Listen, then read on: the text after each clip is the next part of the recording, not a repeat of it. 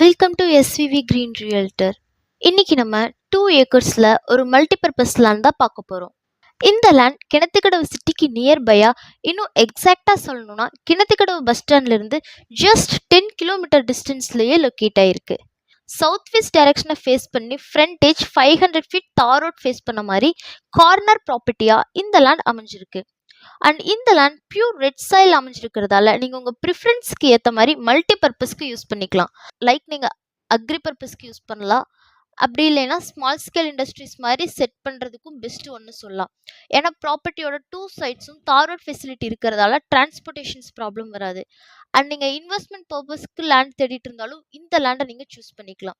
The best part, இந்த land உங்களுக்கு 50 சென்ட்ஸ்ல இருந்தே அவைலபிள் இருக்கு. அண்ட் ஃபைனலி இந்த லேண்டோட ஏக்கர் ப்ரைஸ் 1 crore. இந்த லேண்ட் உங்களுக்கு பிடிச்சிருந்தா ஃபுல் டீடைல்ஸ் தெரிஞ்சுக்க டிஸ்கிரிப்ஷனில் இருக்கிற நம்பருக்கு காண்டாக்ட் பண்ணுங்க.